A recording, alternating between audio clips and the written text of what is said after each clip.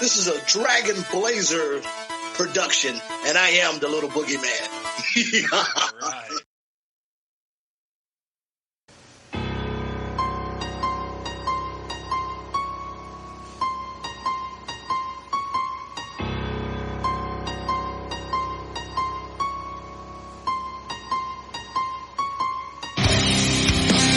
Coming down the aisle, your podcast tag team champions of the world, Boomer and Blaze.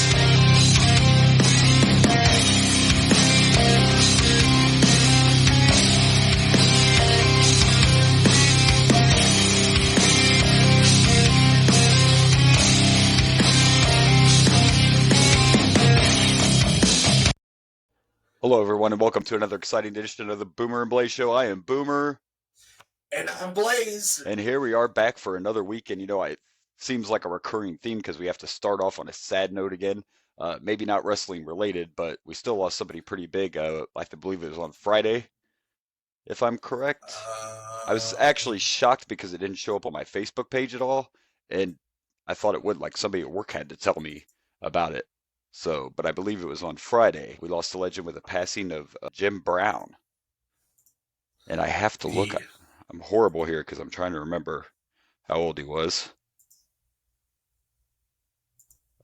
We're very professional in this show. We talk about it all the time. There we go. Yeah, Jim Brown. And I always knew as a kid that he played football. I knew that, but I think I remember more from being in TV shows and movies is where I remember more from. Yeah, he played for the Browns, right? Or Raiders. He played for the Browns. He also played for the Browns? And the Raiders, yes. Yeah. Yep. I always knew him for the Browns. I didn't realize he played for the Raiders, too. Yeah, he was one of the most famous Browns, really, of all time. Honestly, that's why I know of him. Yeah. But I didn't. And I knew he played football, but I remember him like he was in The Running Man. He was in Any Given Sunday. He was in Mars Attacks. Like, yeah, that's where I remember him more from the football field. But he's definitely one of the most famous and most loved Cleveland Browns ever.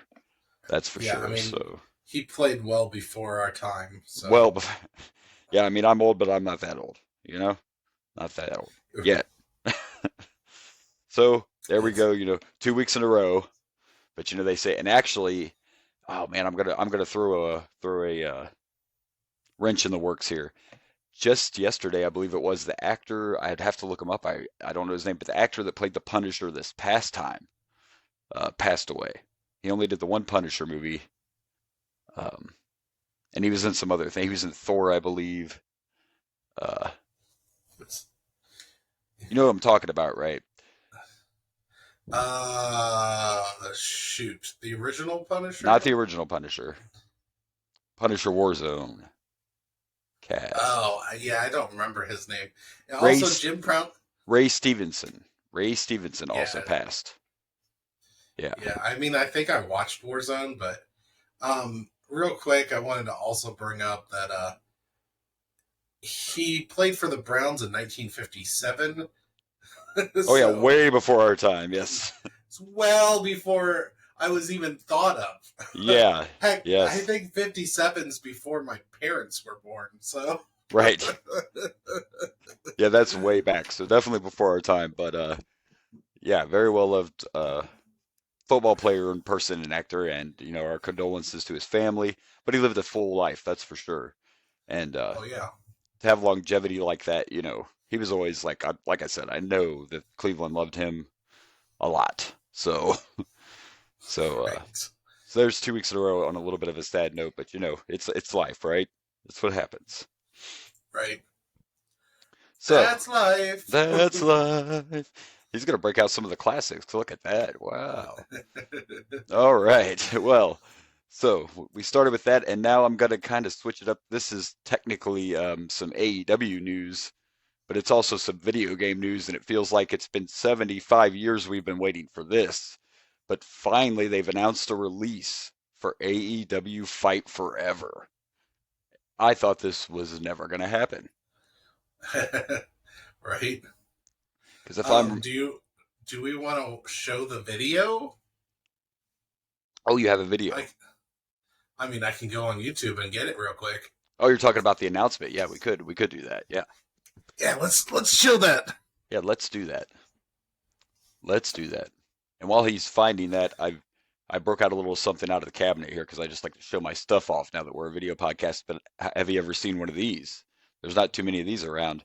This is Bret Hart as a Simpsons character because he did Bret appear. Hart. Yeah, he appeared on The Simpsons once. So this is actually the Bret the Oh, Hitman Hart nice. Simpsons figure. There's not too many of these That is- around, but I happen to own one. That is awesome. Yeah, it's pretty cool. It is pretty cool. I don't know exactly how many of them were made, but I know it's not, it's not a figure that a lot of people have. So that's a pretty cool piece of my collection. Yeah. I actually I do have the card for it as well. I just keep it out of the package. So here we go. Oh, he found it. All right. I've got it right here. Here we go. Howdy folks, Kenny Omega here for AEW and AEW Games. Quite some time ago, we announced our first foray into the video game world, AEW Fight Forever. We wanted to develop an arcade experience that was fun, easy to pick up and play, but difficult to master. And we believe that AEW and our partners with Ukes have created just that experience. And finally, I'm happy to announce that we are ready to announce a release date. So, for Nintendo Switch, PS4, 5, Xbox, and PC, you can finally get your hands on AEW Fight Forever on June 29th. Get your copy now, pre-download, pre-order. Thank you so much for your patience and being awesome fans, and I hope to see you guys online in the game. Until then, I must bid you adieu, goodbye, mwah, and good night. Bye-bye. Here we All go. right. Finally, after months and months and months and years and years and years, it seems like we are getting AEW Fight Forever. And I'm pretty excited. What? If they were trying to make sure that, it was just as good as it could be, I'm all for it. Take your time. And they wanted it. Take your time. And they wanted it. Your first video game. Yeah. Do what you need to do to make this a good one. Yeah. And they wanted it to be different. They don't want it to just be the WWE games with AEW slapped on it. So that's part of the reason, they took their time too.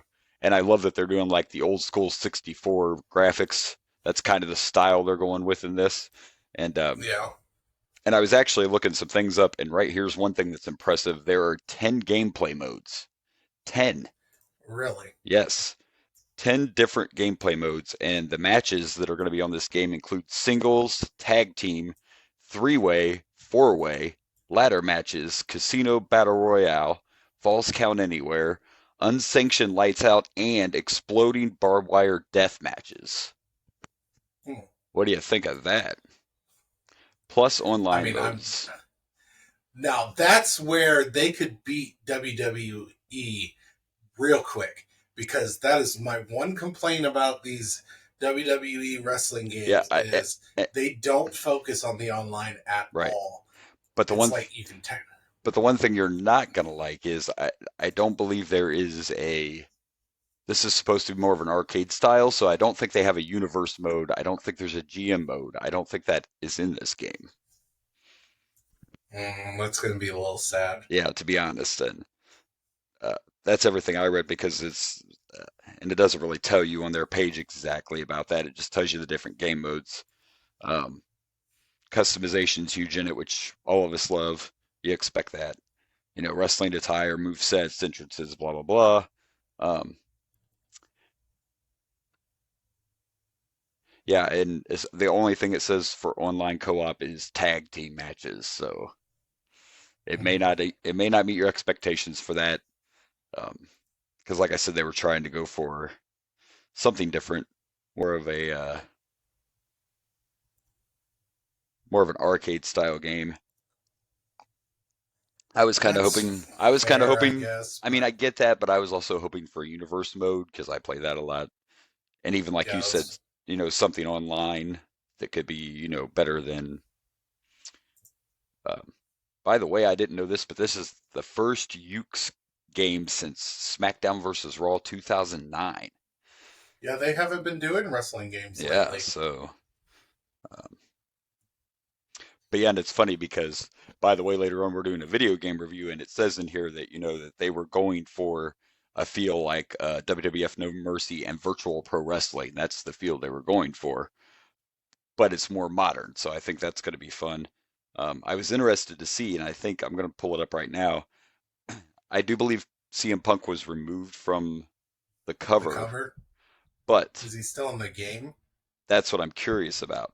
Um, and the funny thing is, according to online, he is. According to when you look it up, CM Punk is still on there. What's funny is Cody's on there too, so I wonder if Cody will be the first wrestler ever to be on 2 video games released in the same year Same because year. he's in the new WWE game. So He is. yeah, I'm but yes, excited. I'm excited to play Orange Cassidy. yeah, I want to play Orange so bad. Absolutely excited. I and love and his MJF as well, but Orange right, Cassidy just has such a unique move set that I'm excited for it. right. And think about that. It's 2023, and we're about to be a video game where you could do like Orange Cassidy and Darby Allin versus Owen Hart and Sting. What do you think about that? Did you think that was going to happen in 2023? Owen Hart will be in the game. Owen Hart is in the game. That's cool. Paul White, aka Big Show, is also listed on the roster, so it looks like he will also be. And the Young Bucks. I mean, come on, yeah, there's definitely a lot of good people I'm excited to play with, and I think it'll be a fun game, even if we're not going to get, maybe there will be a GM mode. I don't know. It doesn't say anything else besides the match styles, and I think that's really what they're going for. I think this is just going to be a arcade style game. Maybe I there'll be. mean, this is 2023, so I feel like they will have to do some kind of. You're not going to be able to get away with just coming out with just simple versus gameplay.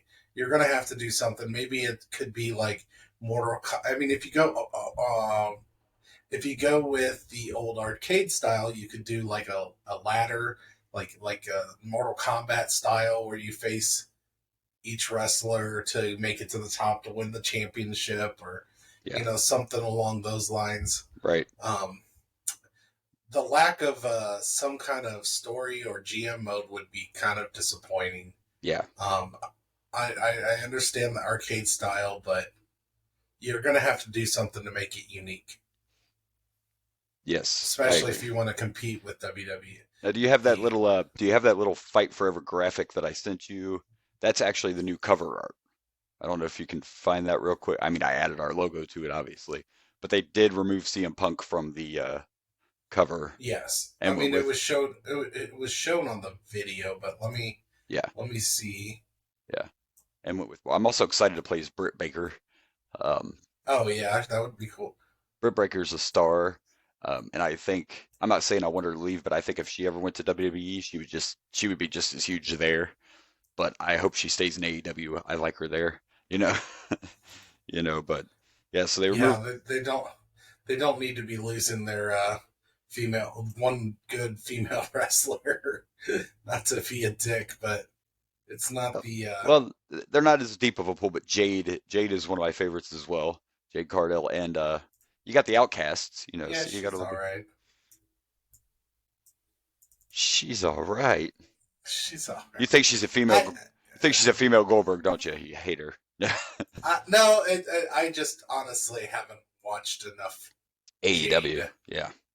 No, I was watching AEW, but she wasn't like super popular when I was When you were watching. watching it, yeah. I mean, And now that I she's think champ, she's it was before she became champ and there. You go. everything. And to be So honest, she was a little, she was still green when she started, so that's yeah, so But there you go. Yeah, yeah, that's the new cover. I Right haven't there. really been watching a lot of AEW, but I've seen some. I've seen enough to know I love MJF and Orange Cassidy. Yeah, yeah.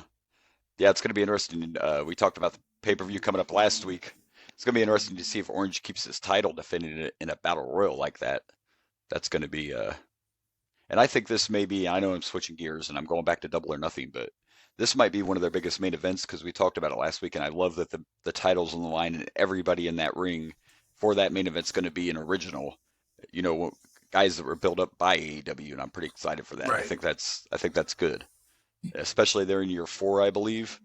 So that's going to be really cool. But yeah, Five Forever finally. It seems like we've been waiting for 80 years. Forever, perhaps forever to Now fight. it's just going to be a question of which system I'm going to get it on. That'll be the only. I mean, I only have 2, but still, I got to decide, do I want it on PlayStation or my Switch? That'll be the. Well, I was gonna say you should do Xbox, then we could play together. Yeah, but see, I'm not an Xbox guy. That's the one. That's the one system you don't have. Yep. Well, see here, I'm a video game guy. If I had the money, I'd have a Switch, I'd have an Xbox, and I'd have a PlayStation. But I'm a poor bastard, Right. because so far this hasn't got me rich yet. So Yeah, we're I working on just it. have an Xbox. I just have an Xbox. So Yeah. Someday when we get that hush money, hush, hush money, money, money. We have Money, mentioned money, before, money. folks. We will shamelessly plug for you, no problem. Like show us the Absolutely. money. We will Jerry Maguire that for you all day long. I saw the clip. Exactly. I saw the clip. It was a meme on Facebook the other day, but it was the clip from Wayne's World when they're talking about how they won't sell out, but every time they show one of them, like Wayne's drinking a Pepsi. Oh, I you know, love those. Garth- I love those. Garth in like the entire Reebok outfit. Like, I don't know why people sell out like that, man. You know, right here, we will do that. We will shamelessly.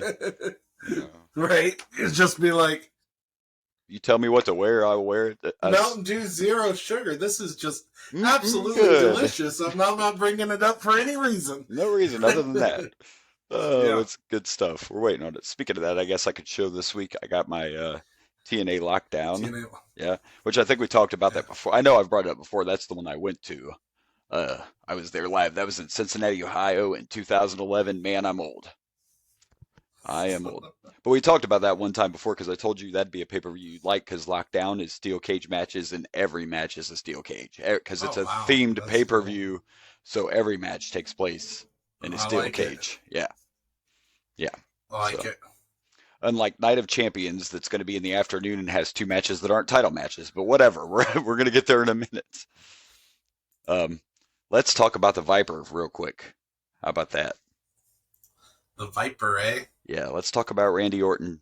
Just in case, you know, I mean, these are just rumors now, but I did look it up to see what exactly was going on. And Randy actually had to have fusion surgery, which Oh crap! Is that where he merges with another wrestler to become one really powerful wrestler? yes. Fusion. No, it's where he actually becomes a Viper. He's literally, no, I'm joking, but Yeah, yeah. but him and that Viper have to have similar power levels. That's Right. how that works. So, you know, so he's been out for, I think they said close to 2 years now, and he had this, it's kind of what Bobby Roode's going through too. But man, you know, I've always liked Randy Orton, and I miss him. You know what I mean? Like, I do. And Yeah. and there's no doubt that if he can't come back, there's no doubt he's a Hall of Famer, no doubt.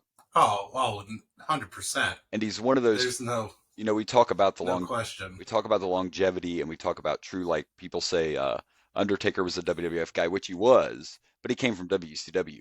Randy's one of those that started there, stayed there, never left guys. You know what I mean? He started in OVW, which was their developmental back then, and he's literally been there the whole time. Same with Shawn Michaels. Undertaker had longevity too, but Randy Orton is probably underrated sometimes. Like, I think, I think you could argue that Orton could be on the Mount Rushmore for some people. I mean, if you had a Mount Rushmore of his era of wrestling, Right. maybe. I don't know, because you know, you think of, you got 4 wrestlers on a Mount Rushmore. Can you take them out? Can you take Hogan out? Would I Right. like to? Of course. Well, of course Would you you would. take him out? Could you take The Rock out? That's why I Could you take always, Stone Cold? yeah, that's why I've always said that, like, picking a true one just with 4 people would be hard to do. When you break it down to different categories, maybe it'd be a little easier, but I get what you're saying because like Hogan, for example, and I know you're not a big fan, but you know what Hogan did for the business. That's why I always say Stone Cold should be there.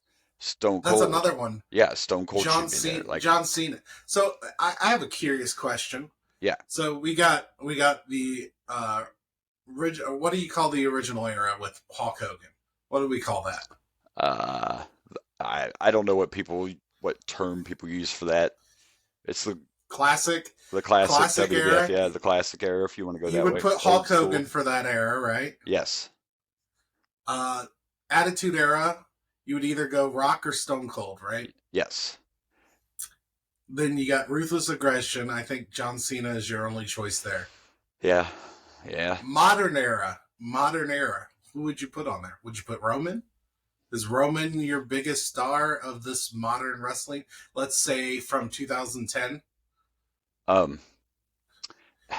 It'd be for me, it would be between him and Seth, but Roman would probably take it because of this run he's on right now. Yeah. I mean, how can you not argue that this is one of the best runs ever? But I would argue Seth has had a better run. Longevity overall, yeah. Overall, yeah. To me, 2010. Or would you put Randy? Would Randy be your modern era?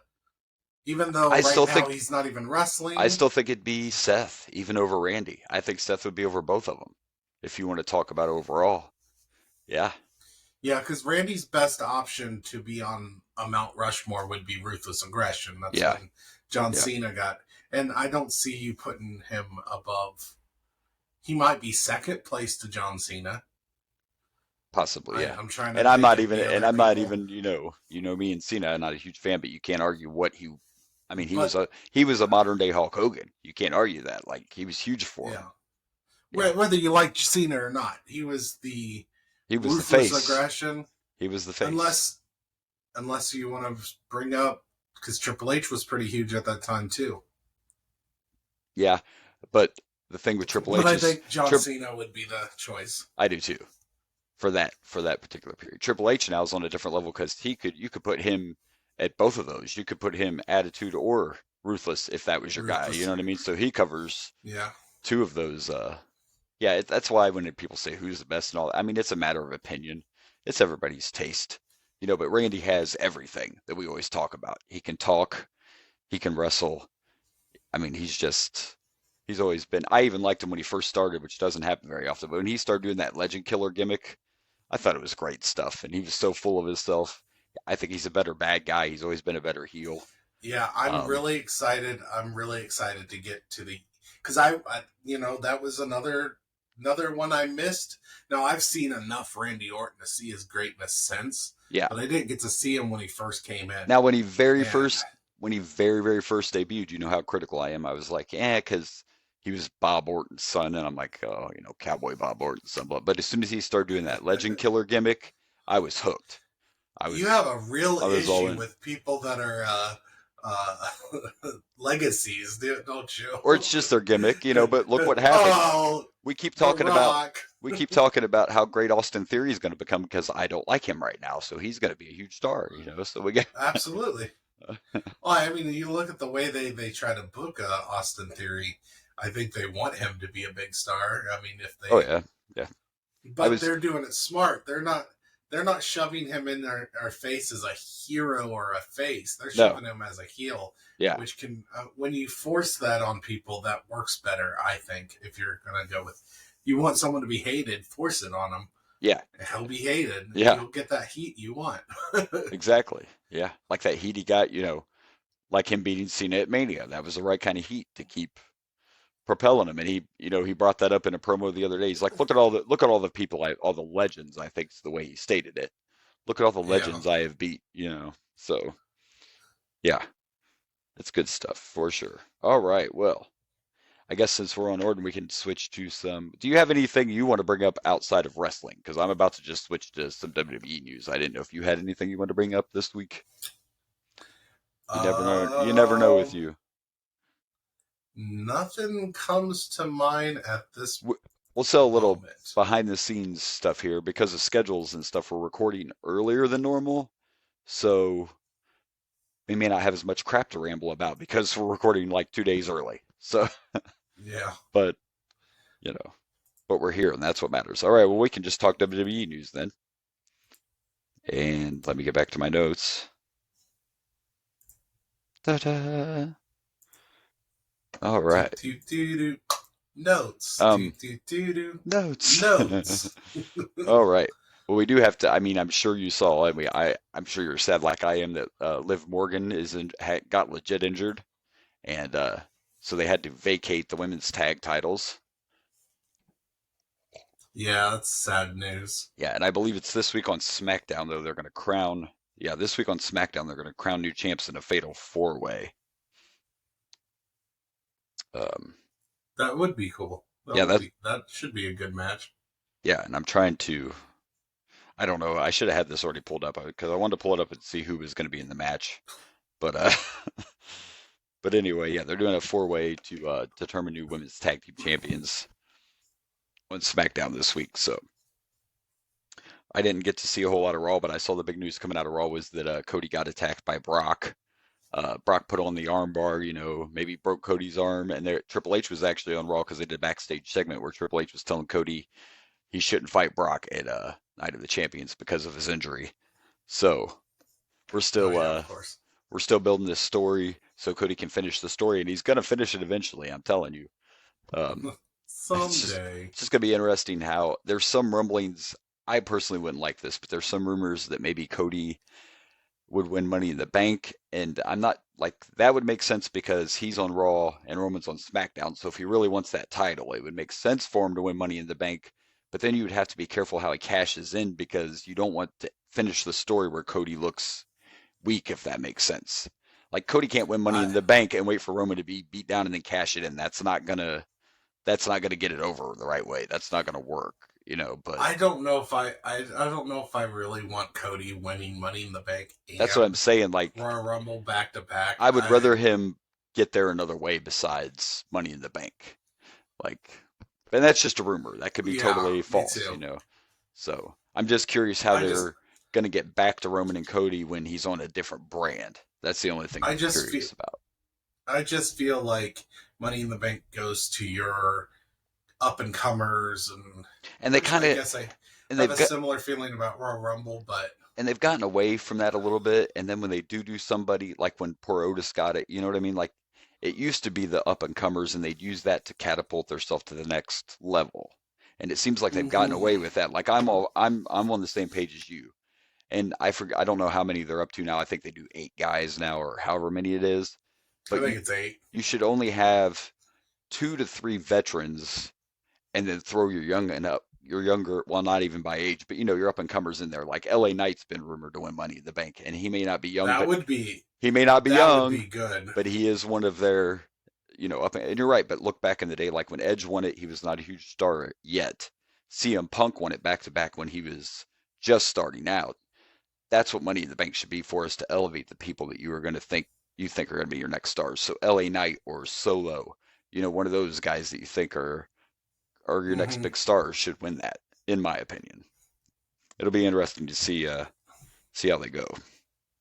But LA Knight would be a great pick, I think. LA Knight, because he's popular now, but he's not. He hasn't gotten to main event status yet. No, not yet. No. So that's the someone to step up. Absolutely, LA Knight. Yeah. Not only that, great choice for.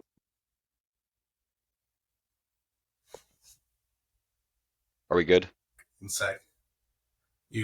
We're good now. You cut out for a second. I shouldn't have touched see, I got to keep my hands down. Anyway, LA Knight would also be a good choice because of his character, like him cashing in and winning in a way that's just, like the champions beat down and bloody, and here he comes. Like it'd be perfect for his character. It'd get him the right kind of heat. He'd be the perfect person to have that briefcase for sure. He'd come out, bring that briefcase, hand it to the ref, and be like, "All right, am I cashing this in? Yeah." Yeah. So yeah, we'll see where that goes. And here's a rumor too that I can't confirm, but you'll like this one. So it looks like Bray Wyatt. I know I posted how they've removed him from the roster internally or whatever, Yeah. but it sounds more like they're trying to say this is all an injury. It just sounds more like a creative thing, and they feel like the pitch black match didn't go the way they wanted it to, which you were a fan of it. I thought it was too gimmicky. Long story short is it seems like there's talks of they're trying to figure out where to go next with Bray. And they actually would like to have Bray and Cody at SummerSlam. So Bray's not totally out of the picture. It's back to it's a creative thing again. They're trying to figure out what direction to go next with Bray to make it work. If they would have never killed the Fiend, they wouldn't even have this problem right now. I think you just got to bring back the Fiend. Yeah, you know, in my opinion, they should have never put the Universal title on the Fiend when they did, and then have him sacrificed to Goldberg. I didn't say they didn't screw up the Fiend. They absolutely did. But he's such a great character. The Firefly Funhouse is so great. Yeah. Just bring it back. Yeah. Just find an excuse to bring it back. Add Uncle Howdy as a part of it. I mean, I'm cool with Uncle Howdy. Actually, and part of this is saying, too, that they are discussing bringing Bray and Alexa back together. I'm fine. I'm fine with that, too. Alexa was just weird when she was by herself and we had no more. Well, it did make sense for her to be like that once the Fiend was gone. Yeah, and I don't know why Bray says he doesn't want to bring the Fiend back. Look, us, the fans, would be fine with it. We want to see it come. Bring the Fiend back and, continue doing what you were doing instead of it ending the way it did with that silly Jack in the Box WrestleMania crap, and then we never saw you again. Like, come on back. So we'll see what happens. So Bray's not totally gone. It's just a creative thing, it looks like, which is why they hired the new writers for him. And, so we'll see. We'll see what happens next. Hopefully he's not gone. But if it doesn't work this time, just go to AEW and see what happens. I mean, yeah, that's all you can do, right? So we shall see. So those are a few rumors. We'll get one from the rumors, and let's talk about Night of Champions. Or as the Facebook post that made me laugh the other day said, Afternoon of Champions. Because of it being in Saudi, it will be on at 1 p.m. in the afternoon. So maybe you can catch it. I'm interested. I'm curious to know now. You haven't watched any of these events, but is the World Heavyweight Championship match enough to make you want to watch this Saudi pay-per-view? I mean, I kind of want to watch it just because it's Night of Champions. I like Night of Champions. I like the concept of it. I don't like the fact that there's a match on there that's not a championship match. But other than that, I love the concept of just a pay-per-view that's literally every single title is on the line. Now, that's the only way that I'm okay with the fact that, if there's one match that's not a title match, as long as you don't not have a title, like every single title better be on the line as well. Well, and that's just an extra match. One title is not, and that's Roman's because he's going for the tag he's titles. In a match. But yes, he's in a match. Yep. So he should be also defending. But you know what? I get that. Well, he is in a match still. What makes sense is the reason they're not doing it though is because, let's be honest, they don't want it to overshadow the World Heavyweight title. And this because of the fact of crowning new champ. Focus, yeah. Yes, because let's face it, if you put Roman, and it's funny because he's been going back to do our YouTube stuff, and he's like, man, I forgot how much you hated Roman when this whole run started, But then I ended up acknowledging him, and let's face the facts. If you put Roman, you kind of turn around pretty quickly, though. I did. I've edited 3 of our old podcasts. Yeah. And put on YouTube. Go check it out. And like literally by I think the 3rd one, you're like showing, talking about, because we right at the beginning we were starting to have the issues with CM Punk. Yeah. And it didn't take long. Yeah, right off the bat, we started having issues. And then you point out that, this is what CM Punk did on the Scrum. When they talked to Roman, he just said, acknowledge me. And you were like, that's how you do it. That's how you do kayfabe. Yep, that is actually what you literally turned around like second episode. The first episode, you just did not like Roman. And I think it's just like, It's like your hatred, your CM Punk hatred, made you recognize. No, wait a minute. Roman's a great heel. Yeah, it was like perfect He's doing a timing. great It was job. just a perfect timing thing. Yeah, and then when I watched him in the press conference, I'm like, yes, that's how you do it. So that's why you don't want Roman to defend his title because it would overshadow the World Heavyweight Championship match. So let me run down the card. There's actually two matches that aren't title matches, just so you know, because they added Becky Lynch versus Trish Stratus, which will be interesting. And okay, so Bianca Belair is defending her title against Asuka in a rematch from WrestleMania. This might be Asuka's time right here. And also I want to point out 3 women's matches on here. And the first time they went to do a show in Saudi, they couldn't even have a women's match. So it's come a long way. Step up. Yep. They'll have to be fully clothed. Yes, they still have to wear. Actually, in the beginning, like the first, I don't remember who wrestled the first time, but they just wore all black and completely covered up. Now they're doing colors and stuff, but yeah, they still all basically have to wear like a full bodysuit, pretty much. But yeah, Rhea is defending her championship against Natalia. Poor Natalia. Mommy's gonna destroy you. I'm sorry. Gunther is defending the Intercontinental title against the hometown hero Mustafa Ali. Boy, wouldn't that be like the shock of the century if Ali pulled that crap off? If Ali wins. Wouldn't that be, that would be insane. And because of where they are, the moment would be, it would be nuts just to see that. Not that I'm saying I want Ali to win, I like Gunther, but I'm just thinking about how big of a moment that would be. And of course, we're getting Brock versus Cody too. The tag team titles are on the line. Sammy and Kevin are defending against Roman Reigns and Solo. And Sammy had such a great promo on SmackDown when he was confronting Roman. And he told Roman the reason they're not going to win the tag titles at Night of the Champions is because Kevin and Sammy are better than Roman and the Usos are better than than Roman. So I still think the Usos are going to get involved in this match. I still see that coming. I do.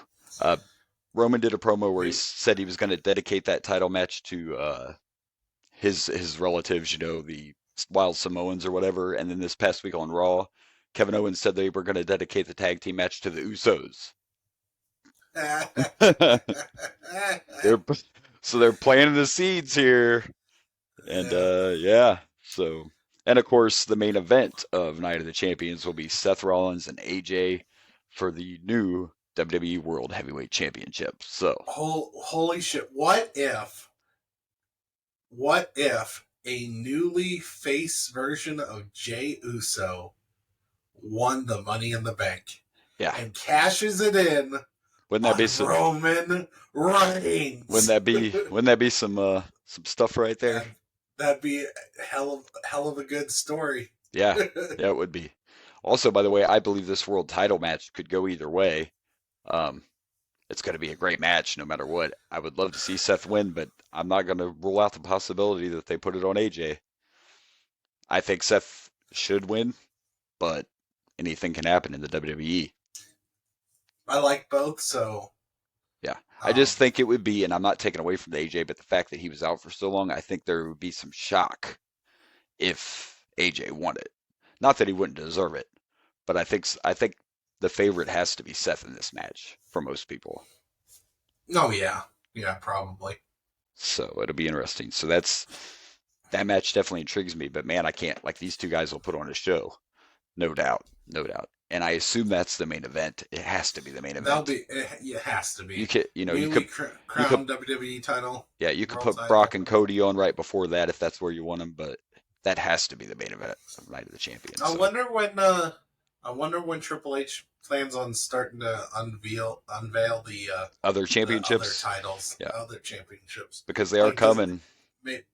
Maybe this is one at a time. Maybe they do some here, or maybe on Raw the next night, or SmackDown, or whatever. Maybe, like, let's say Asuka wins, and then maybe the next week he presents her the new championship. Maybe that's a possibility. That's possible. Yeah. Maybe they'll slowly do it like that, because like I said, I read it was confirmed that they're gonna, like, the women's championships are changing, so it's not Raw and SmackDown titles anymore. So Maybe it'll be a I slow do like. process as new champions are crowned. Maybe that's how they'll do that. Now, once again, I will probably get confused over which title is on which brand, but Right. you Well, know what? because it's I like the idea of them, instead of being the Raw champion and yeah, the SmackDown champion, yeah. give them their own titles, Hmm. own knowledge, Yeah. and Like in the original bring brand. back the hardcore. Yeah. In the original brand split, it was everything was WWE and World, like even the tag titles. They had WWE tag and World tag, and they had the World Heavyweight title and the WWE. So yeah, it's better to just and right now the Raw champions on SmackDown and the SmackDown champs on Raw. It's just weird. But let them hold those titles until you give them new ones. Don't do the old belt switch like we saw last time, where they just literally like, Yeah. here, you need the blue one and I need the red one now. Don't do that again. Mm-hmm. So Night of the Champions this Saturday afternoon at 1 p.m. So there you go.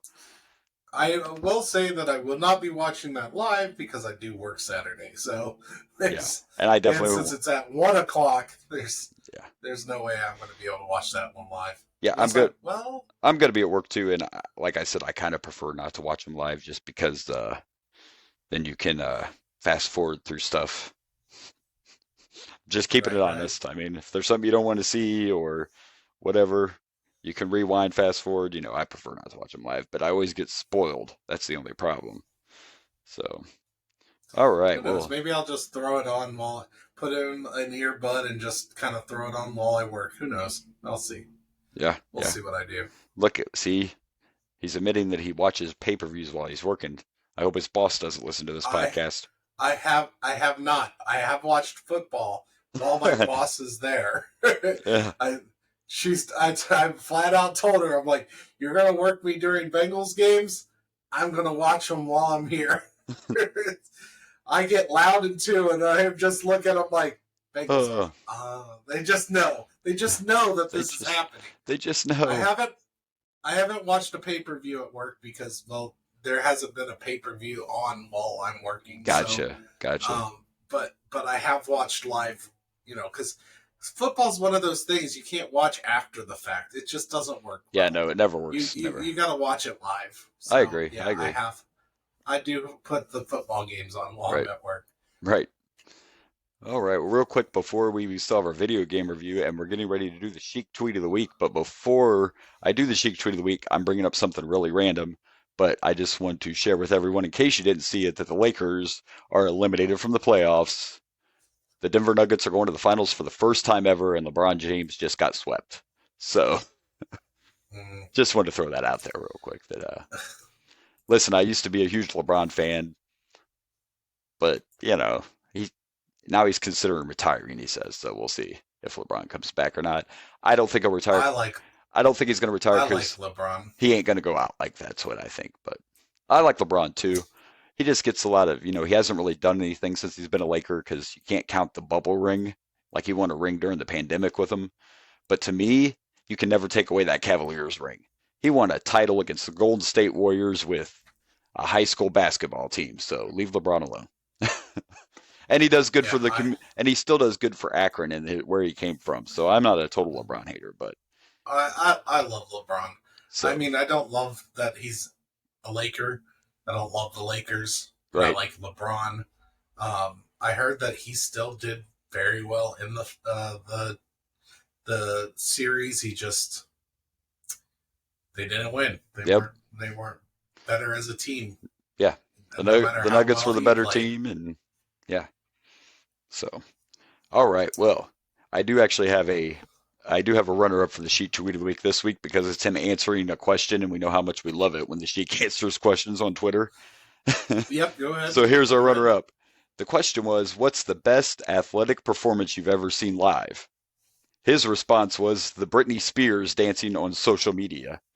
The Britney Spears dancing on social media. Okay, Sheik, what are we doing, Sheik? What are we doing? But our Sheik Tweet of the Week, I don't know particularly why he did this, but it's definitely a Rolling Stones reference in the Sheik Tweet of the Week this week. And it is, if you see a red door and you want to paint it black, you can go fuck yourself. Forever. Okay. Words of wisdom from the Iron Sheik right there for you. Oh Uh, yeah, and he has plenty of words and plenty of wisdom. for sure.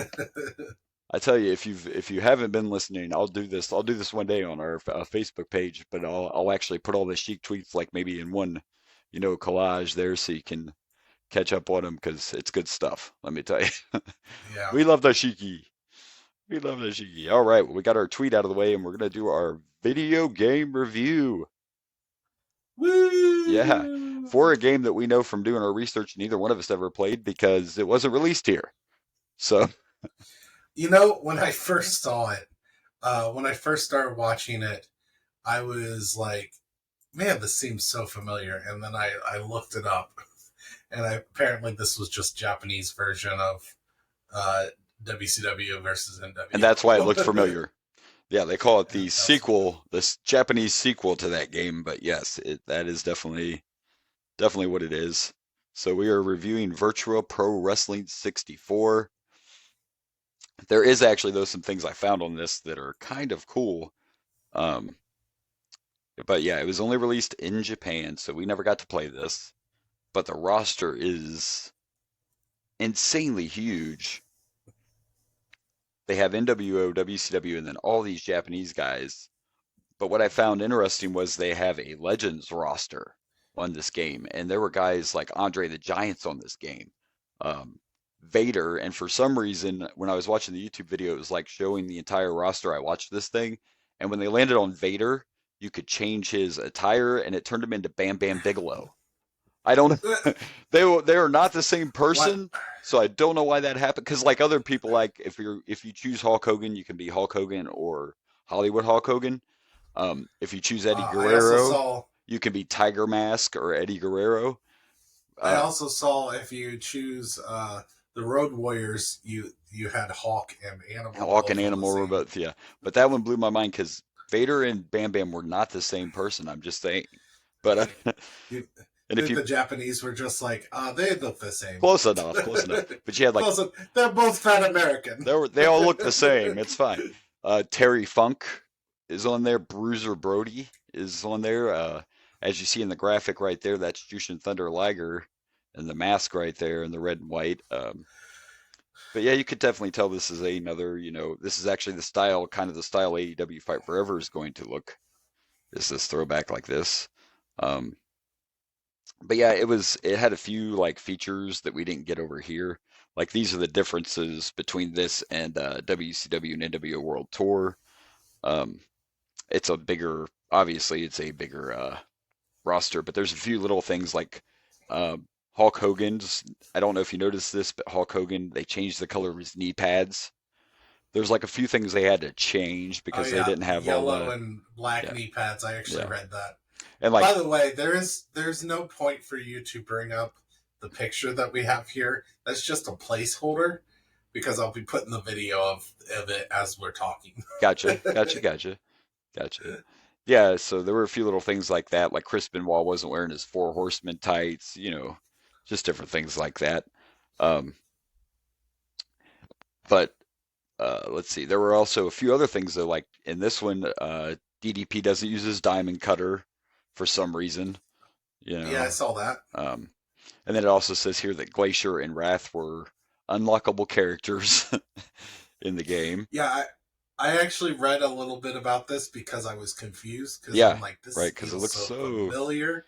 yeah, I was like, what is this? I was like, I had to look it up and then found out, oh, that's why. that's It's why, yeah. because it's pretty much the same game as that I've already played. Yeah, yes, so. And like I said, you could never go over. There's so many wrestlers on the roster. I bet if you looked in the collector world, though, I bet if you tried to find a copy of this game, it would probably cost you an arm and a leg since it wasn't released here. But I bet you there's nerds out there that have it. Well, of course. I mean, why wouldn't you? I also find it funny that they were putting Eric Bischoff as a playable character in these games. It just blows my mind. Like, also, isn't it crazy that I'm going to assume it's next year, but I thought for sure when we got to this year there would be all these wrestling games that came out, and we're still not there yet. There still aren't a ton of releases. Maybe it's next year that we start to get. Oh, is this our last one for 97? I think we have one more, but I believe it's just another version of this. Um, Oh, yeah, yeah, it was not a big year for video game releases. So I'm actually going to take a quick look ahead and see. And I mean, I we mean, could if you get base. technical, you only need like one game a year. Like, do they really need to be bringing out the same game multiple times?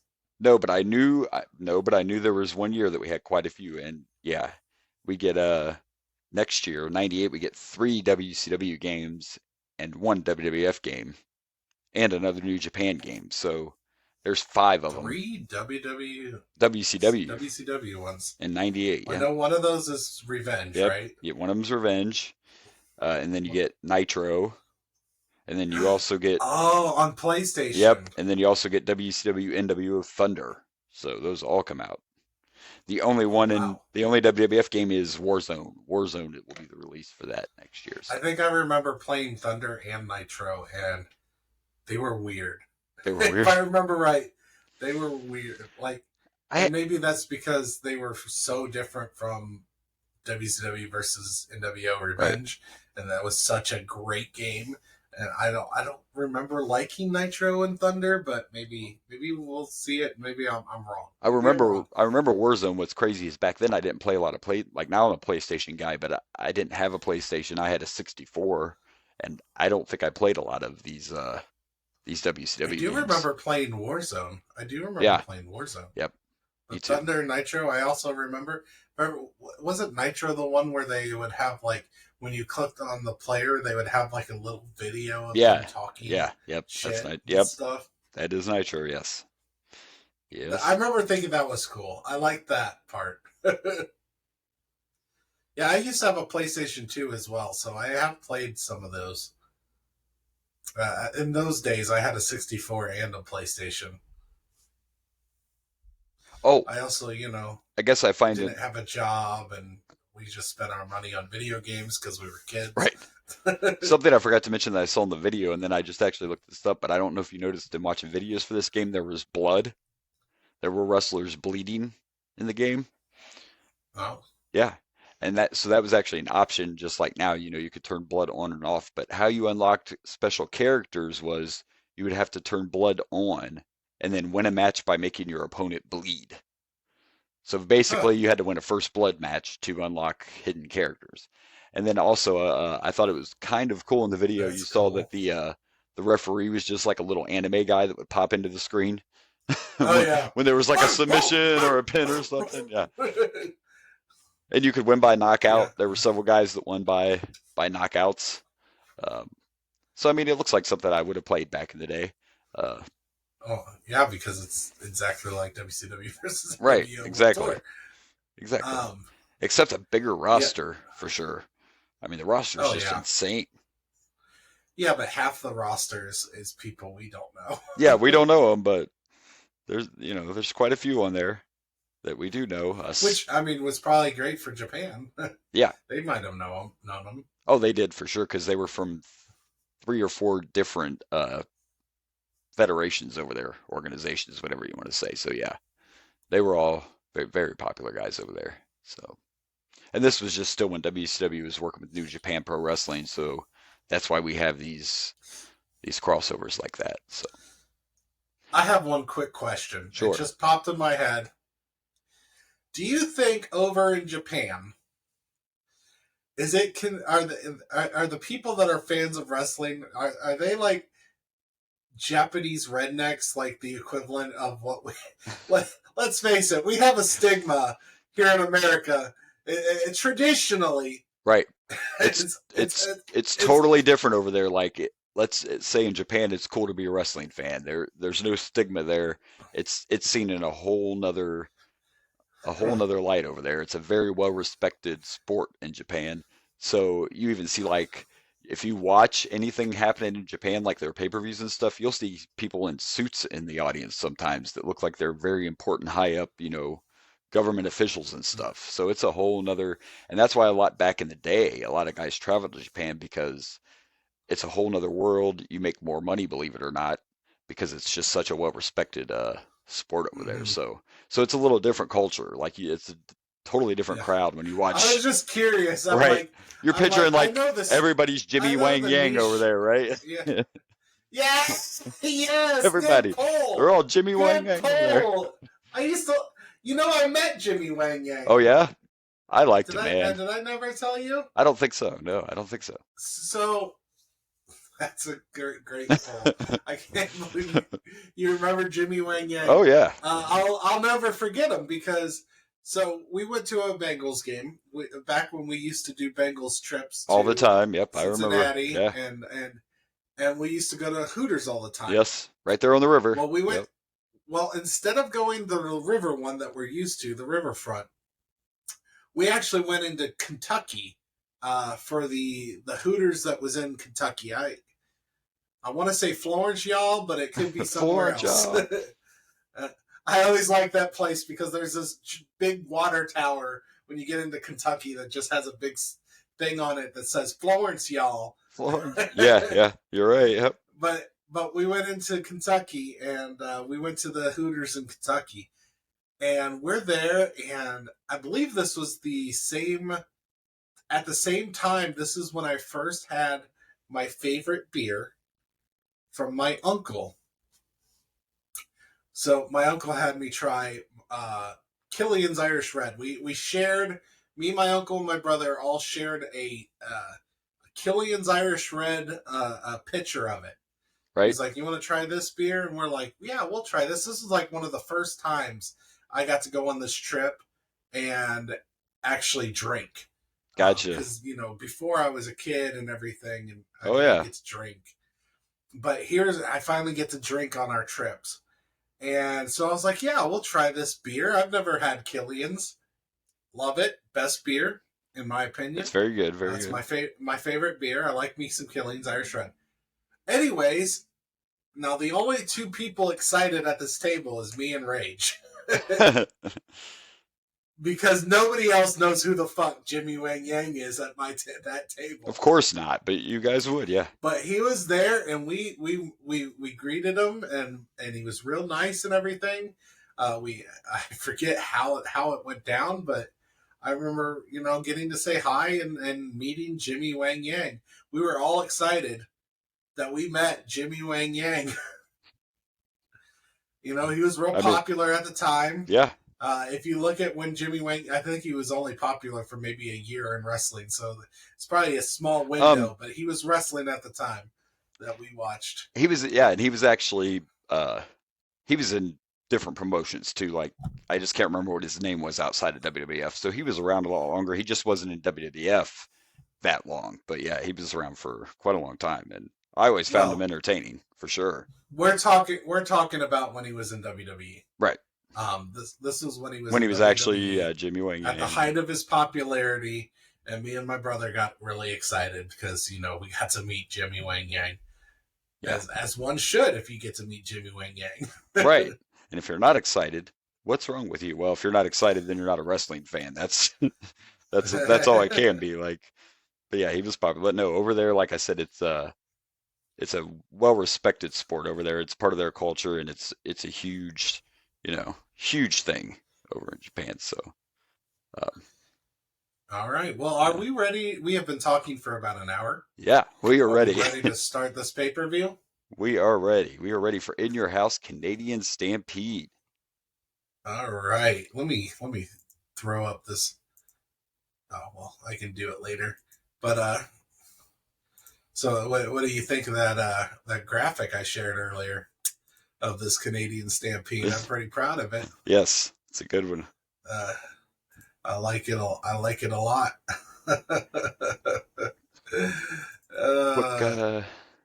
If you couldn't tell, I am a fan of South Park. And that is where the inspiration of our cover art for this episode comes from, is South Park. So, yep.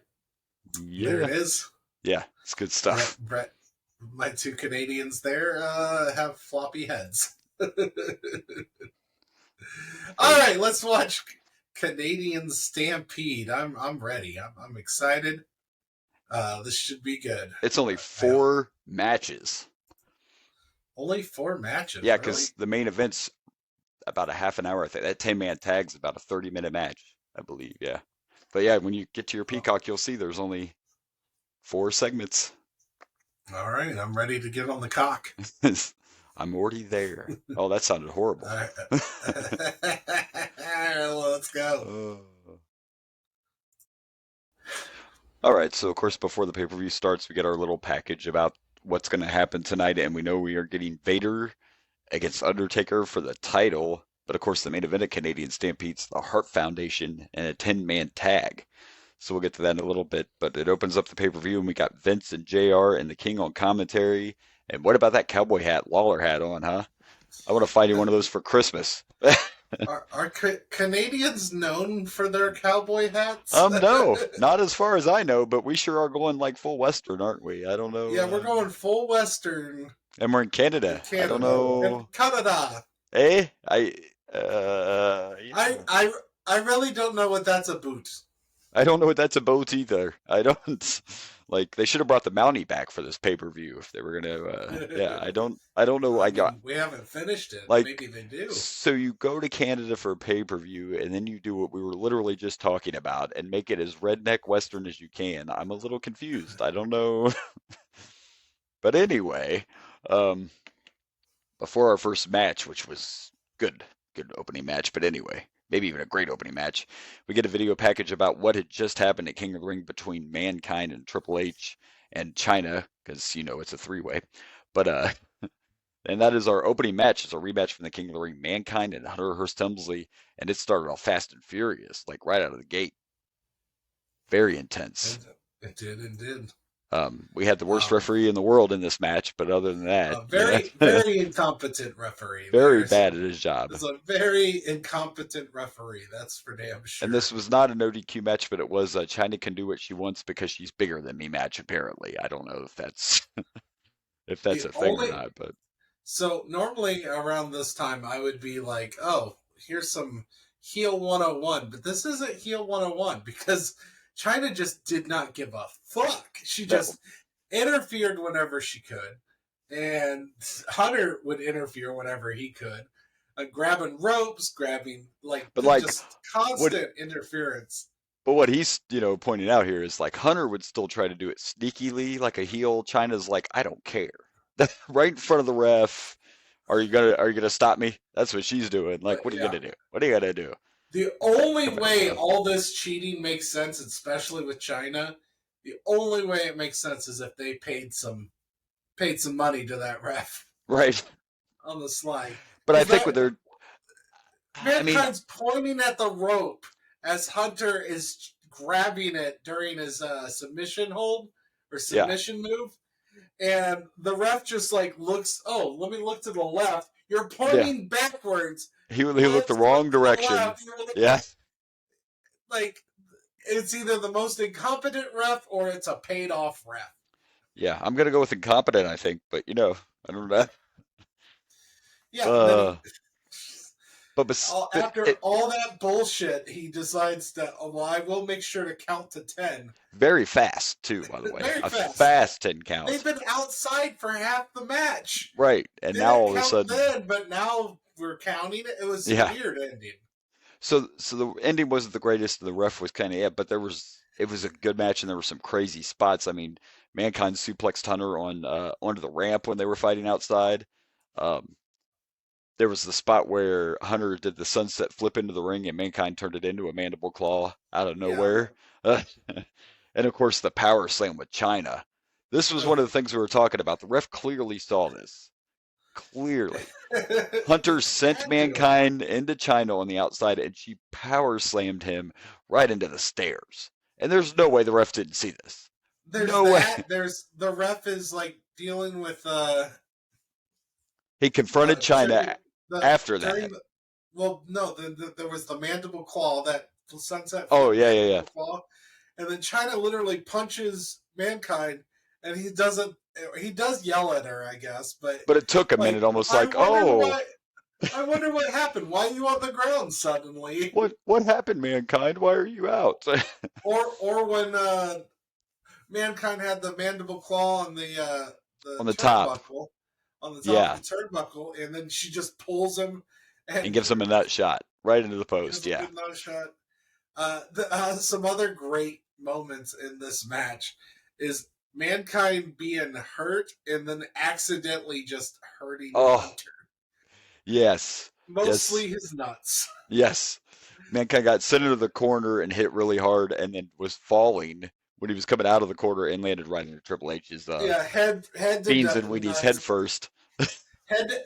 It was head to head action. Head to But a head. bump. Yeah, And that's then illegal, right? No head-to-head Triple. contact. And then Triple H is on the top of the turnbuckle, and Mankind just like he trips into the ropes and knocks Hunter down. Like these are clearly, it wasn't him trying. He just like, oh man, I'm in pain. Oh, Yes, oops, and there were then some just great accidental, yeah, it was good accidental stuff. owies. Yeah, I had and a lot all of fun with this match, it even though was, the ref was incompetent as fuck. yeah. That the ref kind, and I guess I don't totally hate the ending because obviously we're not done with this feud yet. So I guess I get it, but it was a great opening match with two I great don't hate wrestlers. I don't hate the ending other than it made little sense in the context of this match. It's Like the problem with everything that happened earlier. That was the problem. Like, oh, and now all all of a that sudden, happened, and then it didn't seem like they were out there that long to no, he be counted hitting the very 10 count. quick. He was like 1, 2, 3. He wasn't doing the old, 1, 2. No, he was just like 1, 2, 3, 4. Yeah, it was a little fast. It was just so like at first I thought he was finally like, you know what, all this cheating, this is bullshit. Give the match to man. I thought maybe he was finally calling the disqualification. No, Right. no, it was simply the double count out, Yeah. Weird. and then Weird. we got more action on the outside of the ring because Yeah, they they started continue to fighting. fight. Yeah, and they're in Yeah. a hockey arena, so Mankind threw Triple H right into the penalty box, like that was, and then China got involved. And yeah, you don't see a lot of scenes like that anymore. I'm not saying that they don't still fight in crowds, but those people were like Canadian security's like, we don't care. You know what I mean? Like they just had a sea of people around them. No one was trying to keep anybody back. So that was kind of crazy to see. But times have changed, right? Or in Canada, they just don't care. Like everybody, go ahead. We don't have arena security. We're gonna We're make it so a. nice and polite. Here you can just do whatever you want. It's gonna be a literal stampede right now. Right. So yeah, but overall, great way to open up the show. I feel bad for the match that has to follow. I don't even know what to expect with this, but anyway, you heard him talk about it at the top of the show how we have two guys from Japan that have never wrestled on WWF are going to wrestle at a pay-per-view that's taking place in Canada. So I'm sure this is going to be Oh no. exciting stuff. But anyway, I thought that we were going to get a really good pay-per-view. well, I mean, and it's like I don't know if I said it on air, but this one's, there's only 4 matches on this one, so it's going to be interesting. The big 10-man tag gets all the airtime, but I mean they're in Canada, so of course the Hart Foundation is going to get, and plus we get to see the heel Hart Foundation, so it's going to be good. But anyway, that's then, this is now, and I'm going to give this 4.5 accidental nut shots. Or 4.5 head-to-head combats. I don't know when it. But yeah, I'm gonna go with also. I'm gonna go. I've been debating on 4.5. I agree. Going 4.5. China don't give a fuck. she doesn't. That was a great part, but it still made the refs look so bad. Fucks given. And I No think that's what fucks given from China.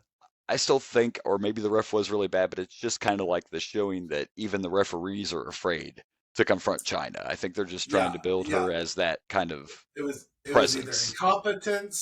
It was either incompetence, paid off, or the ref was just like Not today. It's like I already am intimidated with you being a woman, but you're a woman that could probably legit kick my ass. No. Yes. Yeah, I'm good. I pass. Yeah. With a strong man, you can put your hands on him. You can do what you need to. You put your hands on a woman, you get the fear of legal issues, and you got the whole fact that it probably also wouldn't go well for you. We know that. We all know that's what hush money's for. Okay, it's fine. Oh, China, I mean, not at this time, but China literally likes to fight men for funsies. So, yeah, that's gonna in happen. fact, Yeah, I would not be surprised if the next pay-per-view is China versus Mankind. right. Man, we should be excited about our next pay-per-view because our next pay-per-view is SummerSlam, but we're gonna get there in a minute. But until then, let's see what's next. Let's watch this debut of these Japanese guys. Let's see how this goes. All right. All right, so here you see our next match, and I called it a little wrong, but these in the past haven't went real well when we see on pay-per-views where they just all of a sudden bring out or bring guys in from. But you pointed out, of course, a lot of times in previous times they did this, it was older people past their prime. But Taka ends up sticking around for a while. Oh yeah, and I mean he was impressive too. So and great Sasuke Sasaki. Great Sasaki, whatever. Great sock, yeah, yeah, Was also pretty decent. I don't know how old he was, but I mean Taka's young. I mean he's a bebe, baby, and yeah, and he has one of my favorite moves in wrestling. It's a move that I've used often in the video games when I right. create my character, The and I Michinoku I driver. I kind of forgot about Taka Michinoku, but I've used that Michinoku driver a lot in my life, Yeah, in and it was video game actually it was life. it was a good match. I think the crowd didn't know what to think until every time they hit their high spots, which there were a lot of spectacular moves in this for sure. I don't even think you could cover them all. Yeah, the fans were very hit or miss on this one. And I think that comes from two guys nobody's even heard of, nobody Yeah, knows anything about. But then they did moves that were impressive. This was actually a good showcase of wrestlers outside the WWF yeah, promotion yes, compared to was it a WrestleMania where we had all those luchadors and yeah. uh, wrestlers from or the The women women, yeah, oh the women and yeah, and they were there trying to was some rough establish ones there. a light heavyweight division because WCW had the cruiserweights, so they were trying to establish that and decided to bring out guys from the outside. So, but yeah, I thought it was a good match. This was actually a really good match. It was I thought it entertaining. was decent. Yeah, Yeah, absolutely. yeah, I was for sure. dreading this a bit because it Me seemed too. like every time. Well, I mean, part of it. I mean, we're fans too, and we're It's like, oh, I don't want to see people that I don't fucking know. But right. then we do know Taka Yeah. Michinoku. Yes, because Yeah, he I remember him. And then, I mean, I don't know who the fuck Great I yeah, I don't he did Sasuke I don't think he stuck is, around too long. He still but wrestles in Japan today, but I don't think he was there very long. At least not with the WWF. So, yeah, but at least they got two guys that are actually entertaining and impressive in the ring, doing cool still shit. Shit at the yeah. time, this is shit we weren't seeing. We weren't seeing any of this shit in WWF at this time. No. We were No. doing this pay per view. At least I haven't. No. And The closest.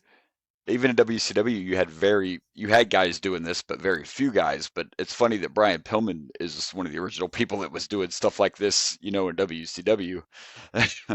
Kind of funny to Well, think about that, but closest we get is Mark Marrow, I think. yeah, Mark pretty much. Marrow is doing some cool, but not like quite like this. He's doing like the flips and shit off the top rope and shit.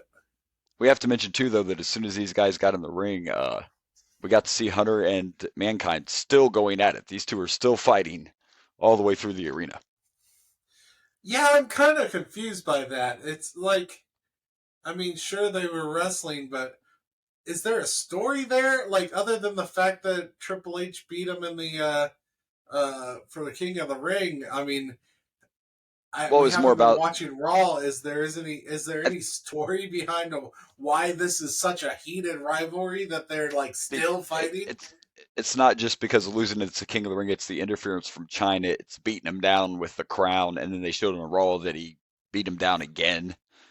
So it's Okay, just so there is okay. yeah.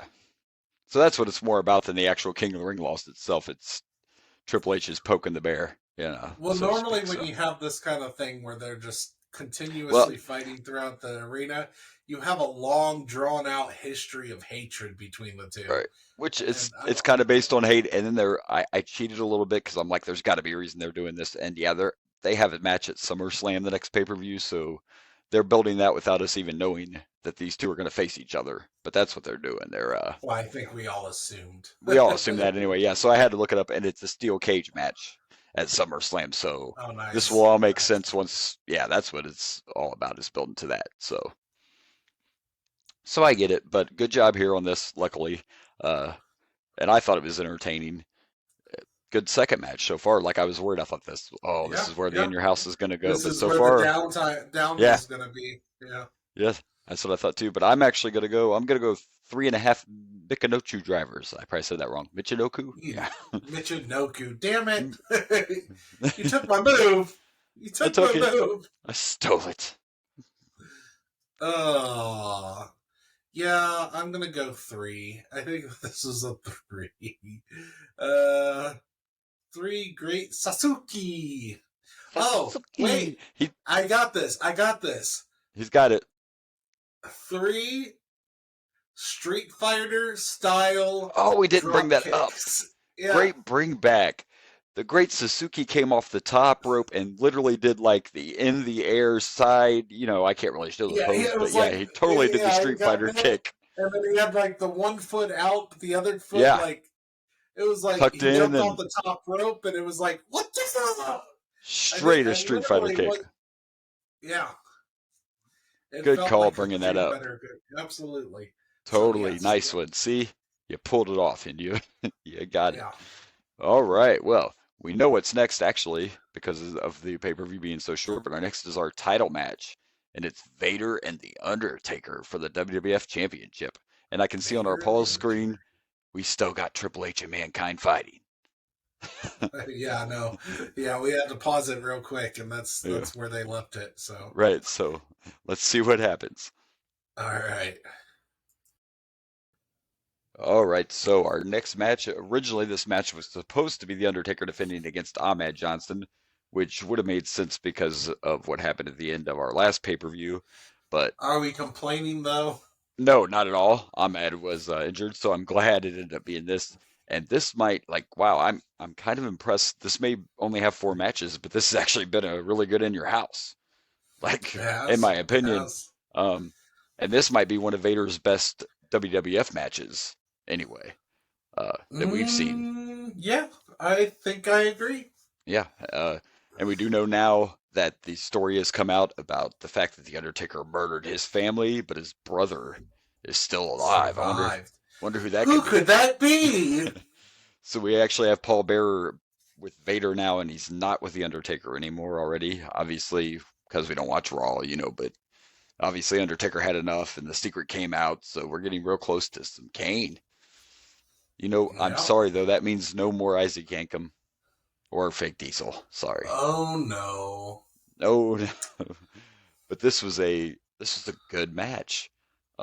With 2 good choke slams, not just one, but two. I mean, one was easy because Vader was up on Yeah. the rope. It only had the On one that funny turnbuckle. spot where I don't know if there was supposed to be a reversal of the tombstone. It was a little Yeah, awkward. he dropped him. He missed. Yeah, I mean, either way, It's they weird. just kind of rolled through it and just kept going. That was the only spot in the match that was off, but hey, it happens. And Vader's a big guy, so he I probably mean, lost they his made balance it or work something. because Undertaker just stayed down for the pen, so they made it look like it was a planned drop. Yeah, But I'm yeah. pretty sure Vader just That's not lost how his it was supposed to go. balance. Yeah. And like you pointed out during this match, since we have this, this is evil Paul Bearer, and this is a totally different side of Paul Bearer than we got when, he first came in with The Undertaker. Very vocal in this match, very heelish, of course. And Mhm. yeah, you're going to see many versions. In fact, that little chunk of time you always talk about that you didn't really watch wrestling, you'll get to see even another side of Paul Paul Bearer. Bearer? Just wait. Yeah. So there's a time when he's with Kane where he starts wearing a red jacket all the time, and he colors his hair like even more like a blonde color. Oh, But yeah, really? that's a few years down the road there. But Oh my. yeah, but another Oh great my. match. Like I mean, we're not even to the end of this, and we haven't seen the main event yet. But I have a feeling when this is all said and done, it might be hard to pick worst match of the night. Like it might be hard to pick them both. The way this pay-per-view is I going, don't. you know. Yeah, that's gonna be a tough. Yeah, I'm just thinking right now, unless this main event's a stinker, Well, it's I think I I mean, mean, I feel like we have a clear cut best match. We both gave that pretty high that's points. true. But we don't know what's going to happen in the main event yet. We haven't done this one yet, so I guess that's fair. Yeah, yeah. So we'll see. Yeah, it might just be harder to pick the worst, that's for sure.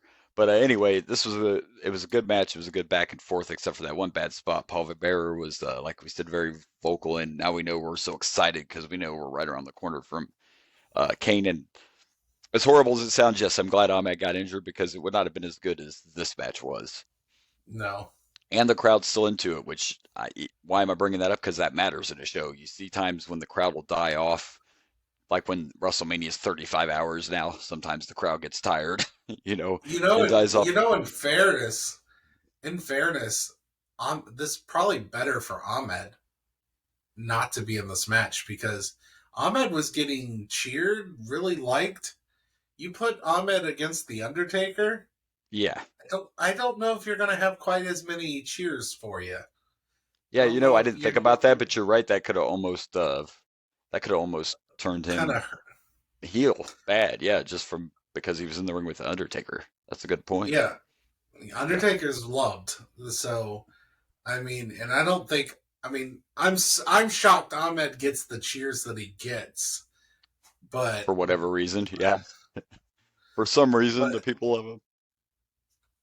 but I don't. I think that might have been.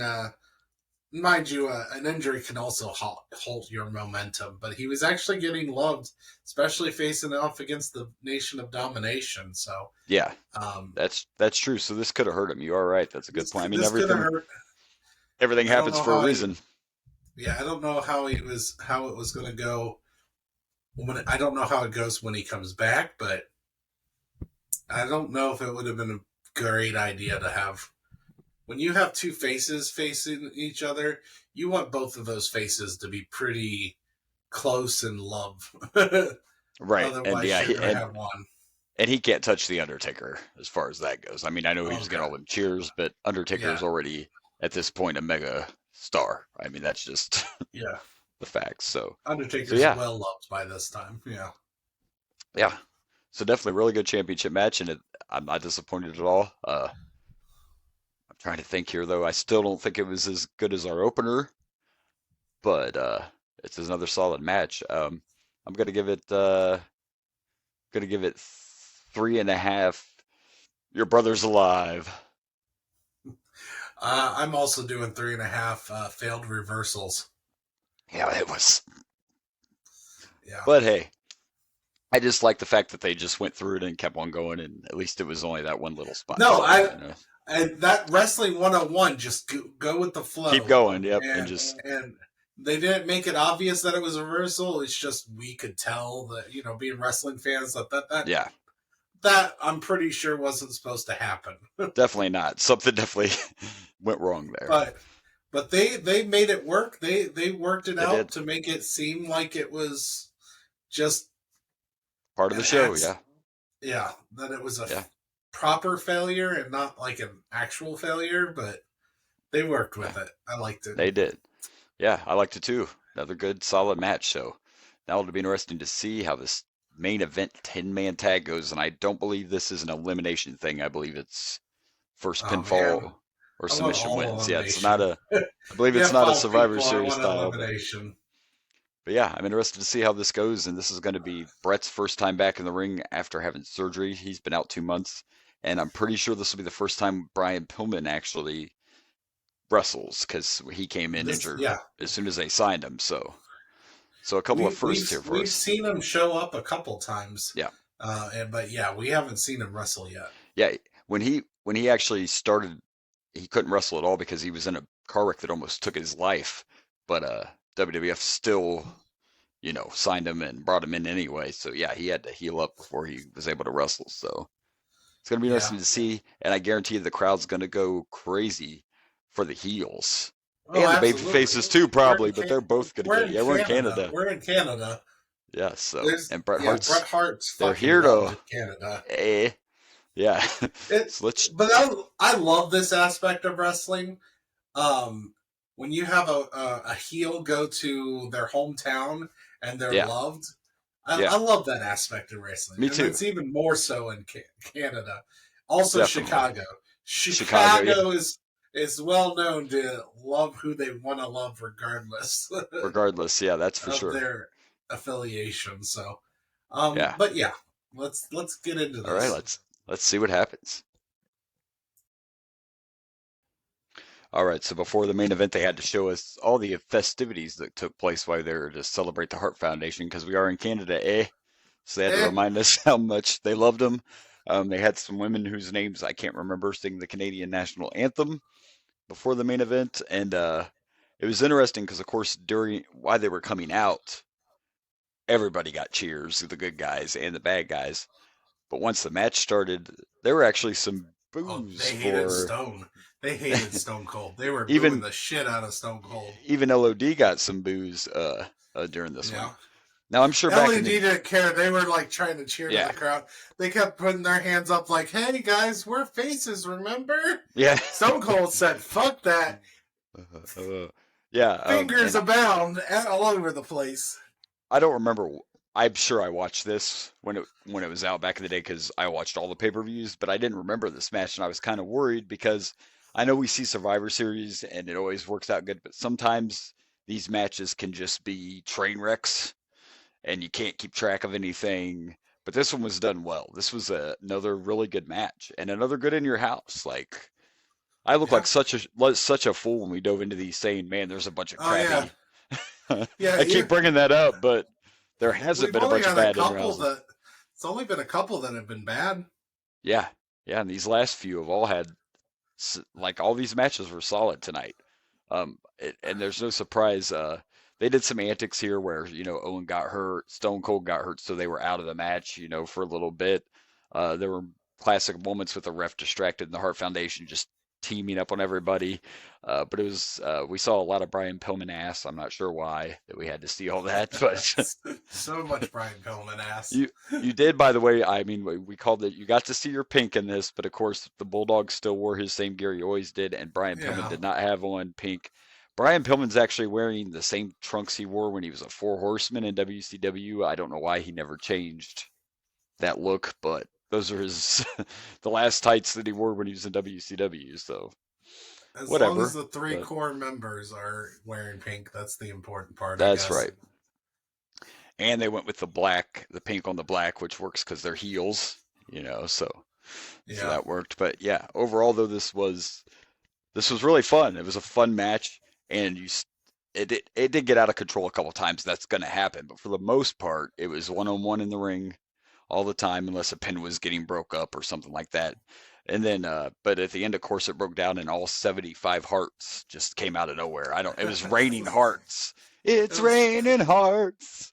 I don't know what the heck. Like, Hallelujah! it was like a clown car was at ringside, and it was just full of the Hart Foundation. I don't know what was going on, but I mean, Yeah. it was good actually. So we were watching it, and you pointed out, you're like, "Hey, somebody just threw a drink at Stone Cold." Well, here that was Bruce, I believe. Yeah. There's so many Harts, but I believe that was Bruce Hart because you guys actually covered. You and Rage would have covered the Survivor Series, I think it was, when some of the other Hart brothers We had wrestled. a couple of the hearts. Yeah, in that one year. So you did get to see. They It all was- actually It did was wrestle, the but hearts versus those ninjas, or whatever. What was it? Sean had. oh, Knights. it was the Knights because weird it was Knights. yeah. That's It that was a one of those shit last minute match. Holy changes. crap! It was terrible. Yeah, it was. This luckily was not. This was No, was not. this was great. This was great. It was. They had a lot of great spots, and like I said, it wasn't just total like when we watched that When we watched that match with the Nation and Ahmed or something, I don't know. We just recently watched like a 10-man tag or something that was just total chaos a couple of pay-per-views ago. I don't quite remember what it was, but This this was a was bit of definitely another one. chaos too, but It was, it was. but not the whole time. You could actually follow what was going on. You could see everything. Mhm. The crowd made a total difference too. Like you said, Oh, it's fun to see the heels go to their hometown and be the heroes. Because I mean, they were throwing stuff at and Austin, and they like, don't even try to pretend like they're heroes. They're like, we're still gonna be heels, but you love us but you anyways. love us, and oh yeah. Like, And look, I know we give him some crap, but Brett was soaking every bit of it in too. Like Brett was loving the fact they were in oh Canada, and yeah. he's like, yeah, So is now Owen. who's Owen, yeah. yeah. Now who's the man? Now who's the guy? And of course, they had all the Hart Right. Foundation come out individually, but not all the way down to the ring because they had to wait on Brett. They had to wait on that moment for Brett to come out and be the big hero there. So it's good stuff. Yeah, it was an entertaining match. Stone Cold was soaking it up too. So, He Stone was. Cold was like, "I am full on heel. I am gonna roll with that," and he just was flipping people off. He got handcuffed at the end of this, Yeah, and he still is walking out, flipping people off from behind. classic Stone Cold. Yeah, I found that funny. So It's so good. Stone Cold's crazy enough after the match is over to come back out by himself, and they were playing off like he had a leg injury. He's limping and everything. He gets jumped by 375 Hart Foundation members, Yeah. and the Well, security I don't comes know if you're out. exaggerating either. I It know, was right? a lot of fucking hearts, So here and come the he's the one that gets yeah, fucking handcuffed. The police come out. handcuffed. We're handcuff the one guy that's at the bottom of this pile getting his ass kicked. But you're in Canada, so And on commentary, they're like, yeah, they're handcuffing Stone Cold to keep him from beating everyone down. No, he was the one getting beat down, folks. He was the one getting beat he didn't down. But care. again, we're in Canada.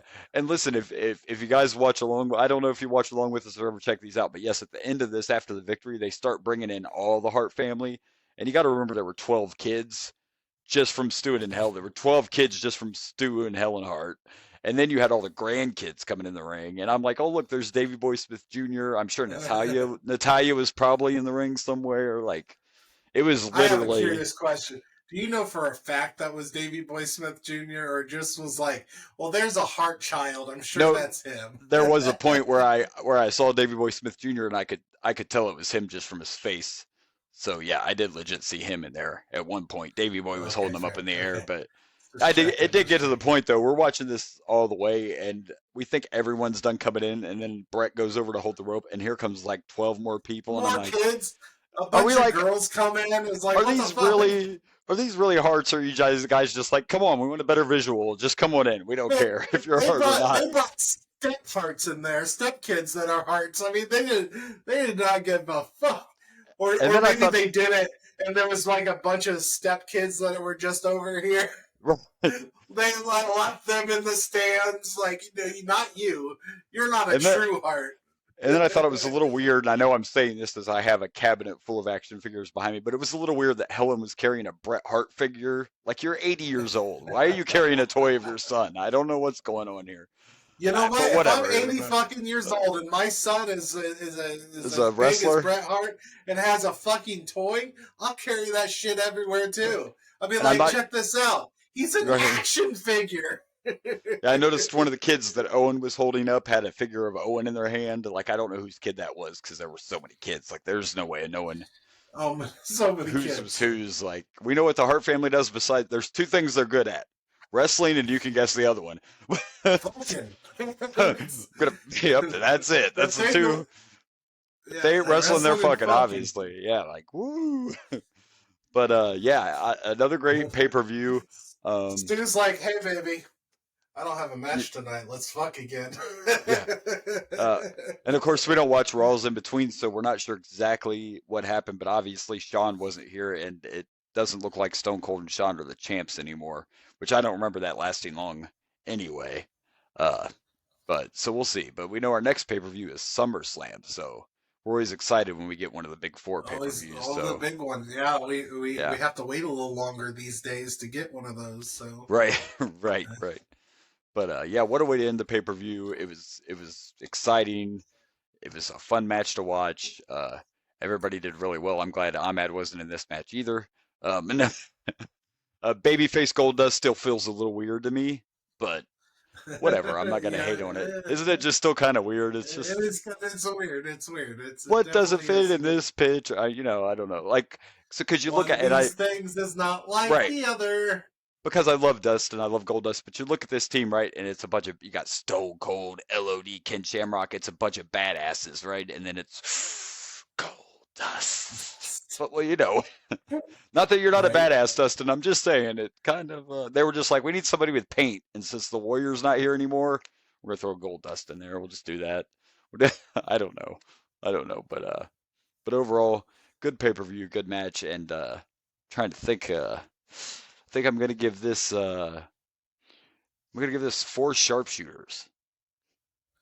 Four sharpshooters. Four sharpshooters. All right. Um, I'm gonna give this. I'm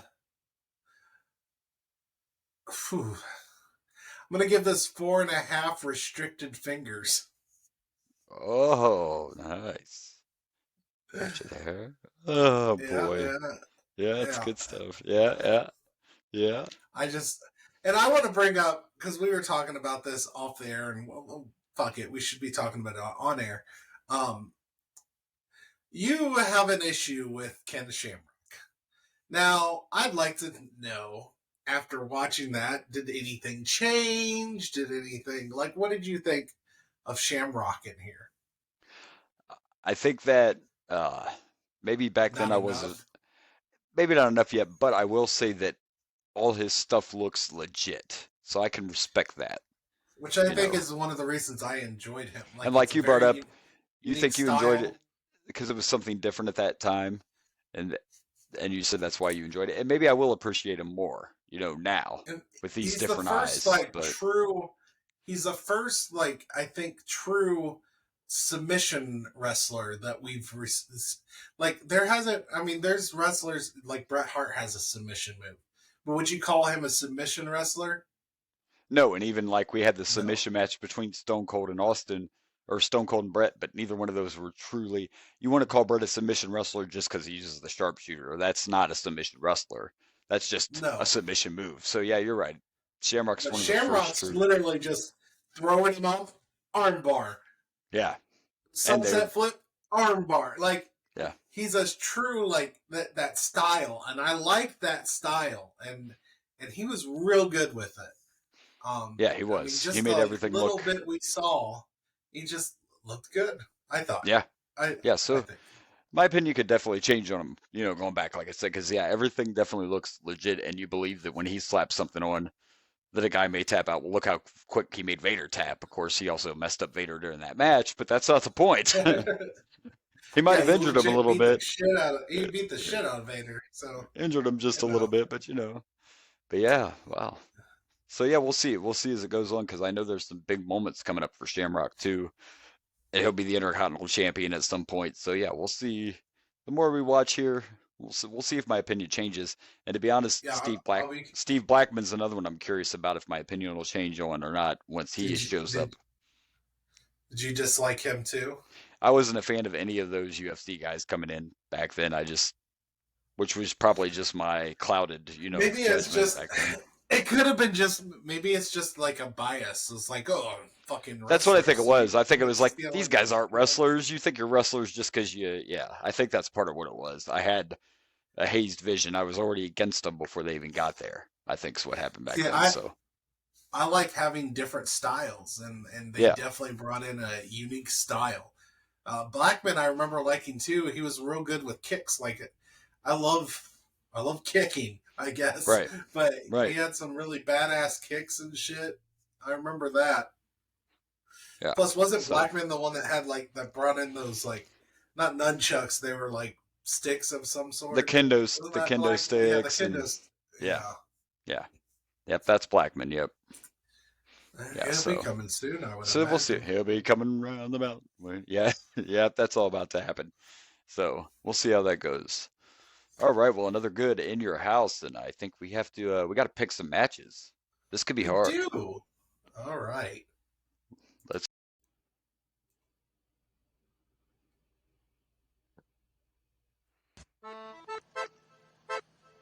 Favorite match of the night. All right, favorite match of the night. This might be one of the toughest, for me anyway, uh, pay-per-views of all things Canadian Stampede to pick a favorite and a worst because there were no really bad matches and I judged them all pretty close. So even though I did find the main event very entertaining, I have to go with my highest ranked match, and that was Triple H versus Mankind. I am going to pick that as my favorite match of the night. Even though, like I said, the main event was all these were good matches, but I gave that first match a 4.5. And yeah, I'm going to stick with that. That's my favorite match of the night. Hunter and Mankind.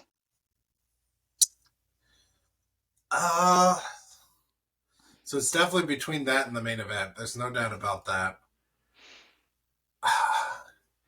I think I'm going to go with the main event simply because of the finishes. The Hunter and Mankind finish was kind of building up for more, and I understand that, but it was a little weird. It was a little odd the way they did it. Right. Where I love a good heel move there with Owen Hart. Oh, yeah, it was a classic too, yeah. He grabbed Stone Cold and pulled those tights and got the win. Not to mention there's just Stone Cold just tickled me pink. Yeah. He's loving the Stone Cold, baby. I did not love Stone Cold when I was a kid. I don't think I hated him. So he's never been a Hogan or a, for you, Jeff Jarrett situation. Right. Never hated Stone Cold. But I didn't get into Stone Cold as much as when I was younger, which is weird because I ended up liking. I fell in love with DX because of sucking it, Right. All the sexual innuendos. You think I would love Stone Cold for all the fingering, right? You think, going on, but I didn't. I didn't love Stone Cold.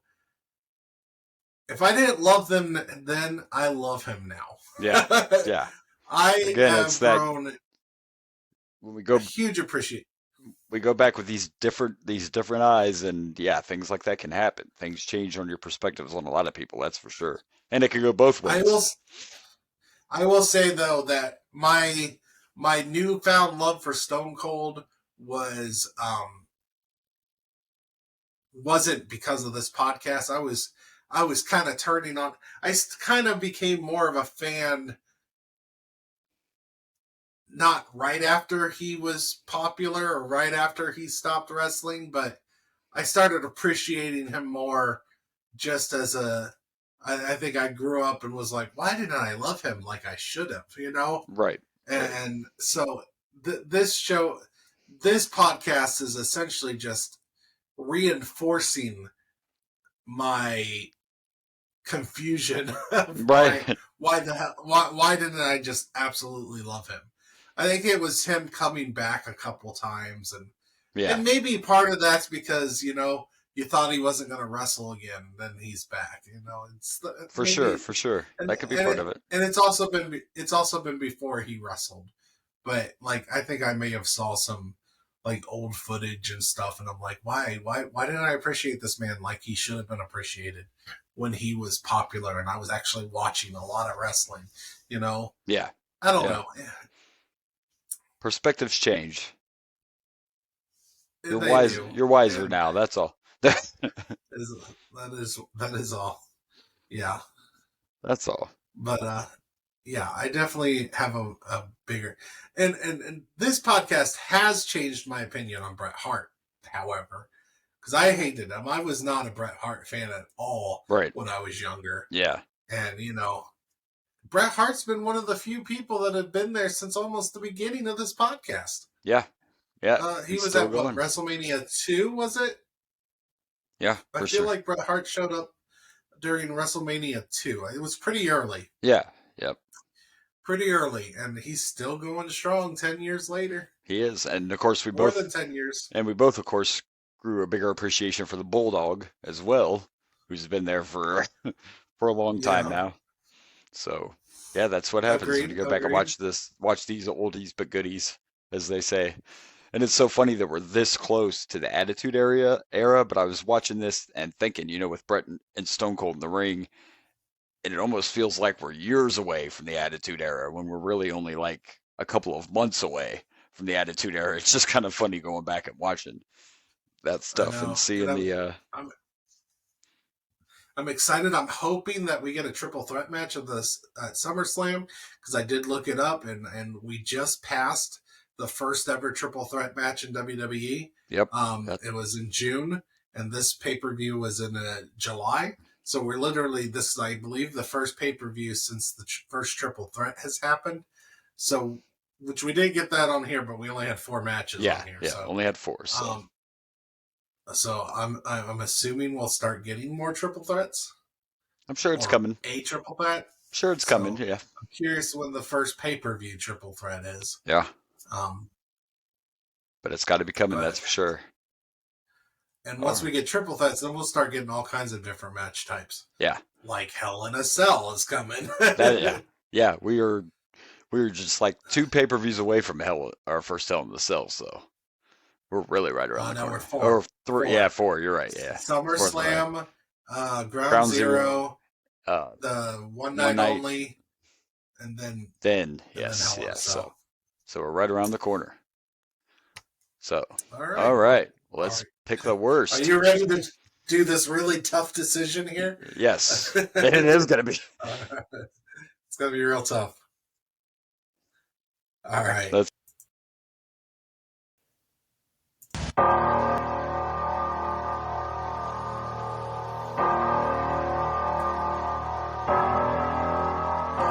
Worst match of the night. Well, there were actually no bad matches. I want to say that, but I think we've had to say this before on these good pay-per-views. There were no bad matches, but we always pick a best match and a worst match. So just strictly going by my rankings, I'm going to say that the worst match of the night was Takamitsu No-Shu against Super Crazy Calosius, whatever the guy's name was. Great Suzuki. Yes, Great Suzuki. That's it. Yes, that's going to be my pick. And that's just based on, I believe that was my lowest ranked match. I could be wrong, but I believe that was my lowest ranked. So it's the only logic I can use. Yeah. I think I'm going to go with Vader versus Undertaker. Just because I guess I didn't have a high expectation of either match. Right. Vader hasn't been like the person that really has wowed me watching these pay-per-views. So I don't always have a high, mind you, this was probably his best match. Right. So I haven't had a high regard whenever he shows up. But I had low expectations for the Taka Michinoku match as well, and that actually exceeded for sure. Majorly exceeded. Yeah. So I'm going to go. I don't know if I want to give that the worst. So I'm going to give it to the. And it's not that Undertaker Vader was a bad match. This just didn't have a bad match. We had 4 matches, and all of them were pretty good. Yeah, it was a good pay-per-view for sure. So I don't know if I truly believe it in my heart, but I'm going with Undertaker Vader. Only because I have to pick one. Yeah, we got to pick one. So, and now it'll be interesting to see where we place this, because it's time to rank them.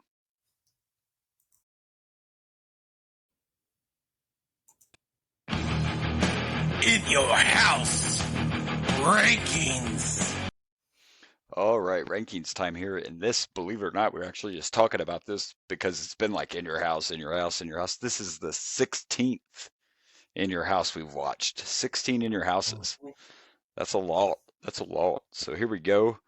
Of course, I joined the bandwagon. I go worst to first. So here we go at 16. I have in your house 13.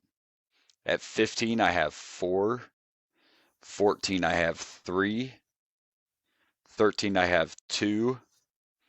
At 12 is in your house 1. At 11, I have 12. At 10, I have 9. At 9, I have 8. At 8, I have in your house 6. 7 is 7. I have In Your House 11 at 6. At 5, I have In Your House 10. And at 4, I have this In Your House 16. At 3, In Your House 5. 2 is In Your House 15. And at 1 is In Your House 14.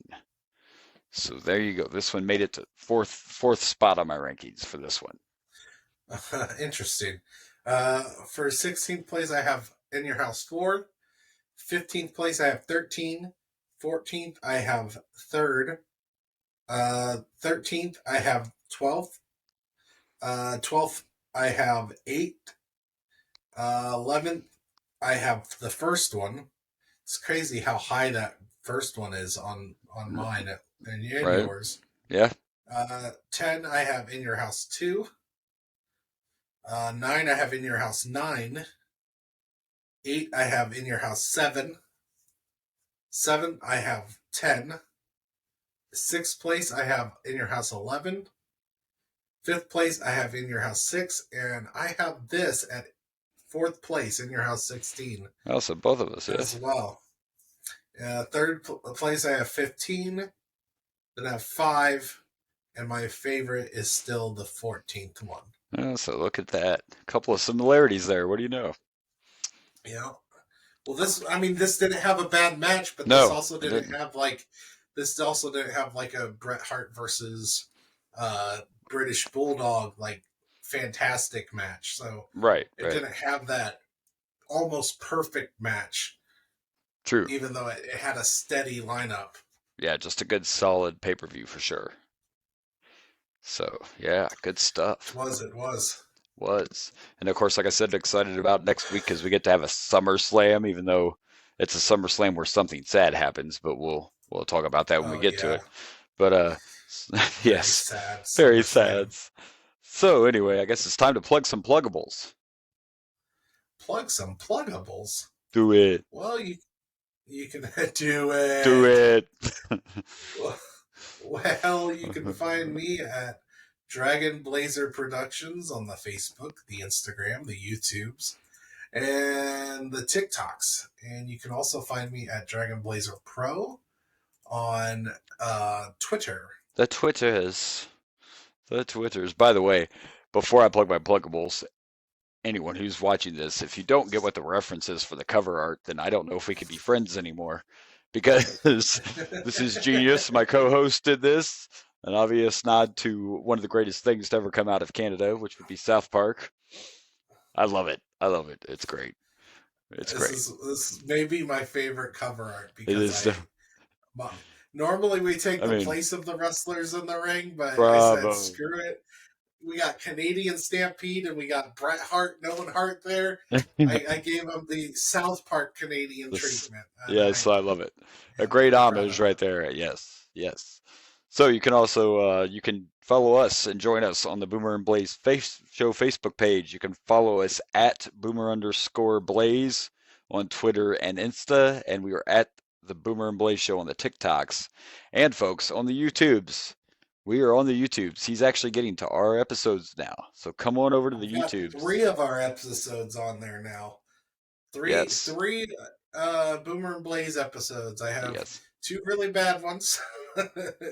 Got Royal Rumble and we got WrestleMania 11, which are a little rough. Those are our first 2 too. That's how we had to start off, right? But then we got that In Your House, and that In Your House was pretty good. Yeah, so that's worth checking out. And also, don't forget you can make comments, interact with us, let us know what you think. I'd like to hear some feedback, what you think of our video podcasting now. And don't forget, we do listener requests. If you have any of those, you can throw them out there. So yeah, let us know. Give us that good, bad. We'll take it. Let's hear some feedback, some interaction, which we are getting some on the YouTubes, which is a good thing. So that Boomer is supposed to comment. Yes, I have to.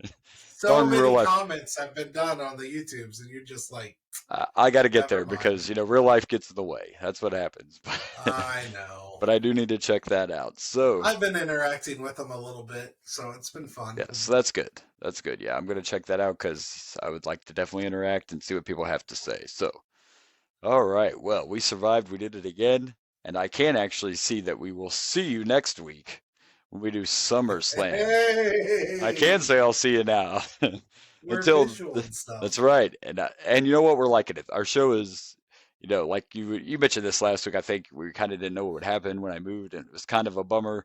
And not that I didn't like doing it there in person, but I like some of the perks we have to doing it the video podcast. I like being able to put up all the art that you do. He does most of the work, but you know what I mean though. It's an I like it. I've Hey, enjoyed it. you've I been think it's doing a been. lot more art lately, so I have. I've been trying to. So yeah, I've enjoyed it's not this like this South new Park version. homage great, but No, it's not. good. But It's good. I got a thing or It's two. good honest. It's good honest work, you know. That's right. That's right. That's right. It's another sad Yes. death that I saw. Oh, happen. yes. But so it's been fun. I think it's grown, and yeah, we enjoy every minute of it. So we will see you next week for SummerSlam, and until then, this has been the Boomer and Blaze Show. I am Boomer, And I'm Blaze. and good night from Dragon Blazer Studios.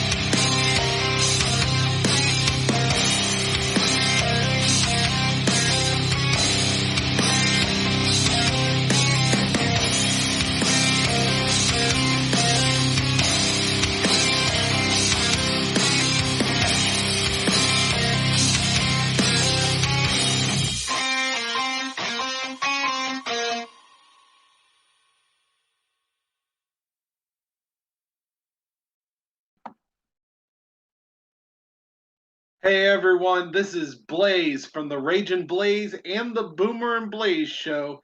Thank you for watching. Please like and subscribe for more wrestling content.